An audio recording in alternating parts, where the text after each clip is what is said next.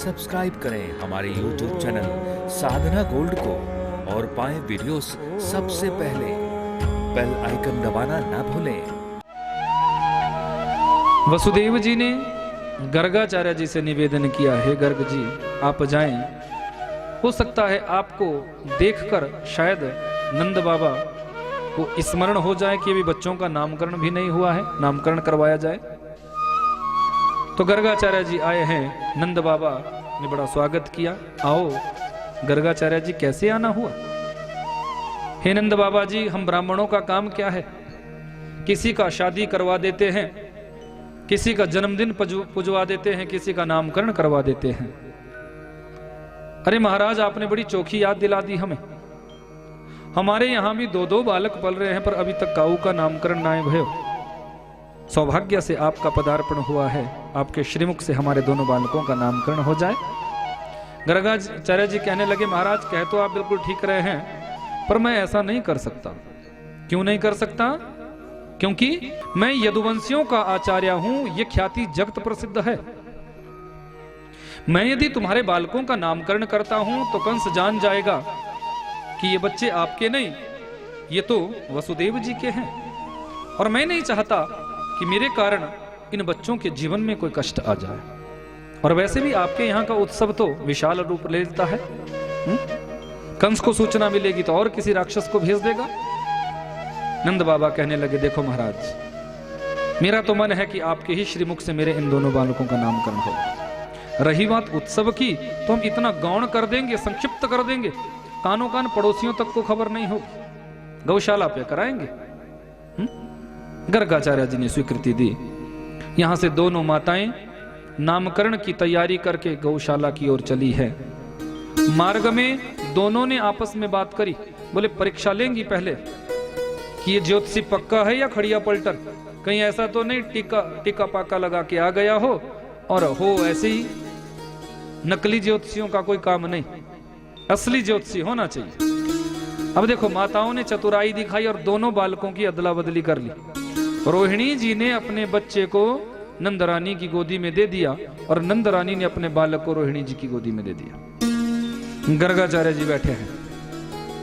रोहिणी जी की गोदी में जो बालक बिठाया है, उस पर जैसे ही दृष्टि पड़ी है, गर्गाचार्य जी की तो समाधि लग गई। आए थे नामकरण करने के लिए, पर यहां तो अपना भी नाम भूल गए। आंख खुली के खुली, पलक झपकना बंद, मुंह खुला, श्वास लेना बंद। माताओं ने हाथ हिलाया, बोले बाबा तो पधार गए दिखे। पकड़ा दोनों ने, जोर से झकझोरा, अरे बाबा पधार गए क्या? पधारना ही तो बाहर जाकर पधारते ना, यहां काहे को पधारे? गर्गाचार्य जी की समाधि टूटी। कहने लगे, अरे मैया, ये जो आपकी गोदी में बालक बैठा, ये साक्षात परब्रह्म बताने लगे थे, परमात्मा बताने लगे थे, पर वहां से इशारा मिल गया कन्हैया का, ना ना ना ना, ये गलती मत करना। यदि आज भगवान बता दिया ना, तो माताएं बैठा देगी आले में, 2 पतासे सुबह, 2 पतासे शाम को, 1 दूध का गिलास सुबह, 1 दूध का गिलास शाम को। यहां तो भगवान बनने में फायदा है, बच्चा बनने में नहीं। तो गर्गाचार्य जी इशारे को समझ गए, बोले साक्षात गुणों का खजाना होगा। अच्छा, वो तो बात ठीक है, पर और बताओ।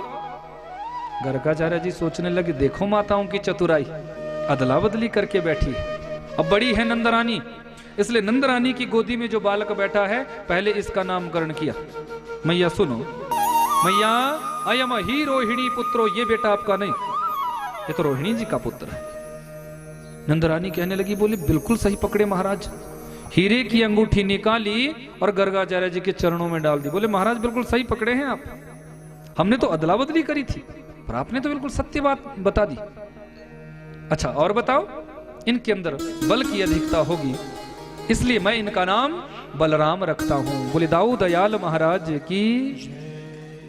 अब रोहिणी जी की गोदी में जो बालक बैठा, इनका नाम कर। मैया, ये जो रोहिणी जी की गोदी में बालक बैठा है, इनका वर्ण पहले शुक्ल था, फिर इनका वर्ण पीत हुआ, फिर इनका वर्ण रक्त हुआ, इस समय इनका वर्ण कृष्ण हुआ है, काला हुआ है, इसलिए मैं इनका नामकरण श्री कृष्ण करता हूं। बोले कृष्ण कन्हैया लाल की।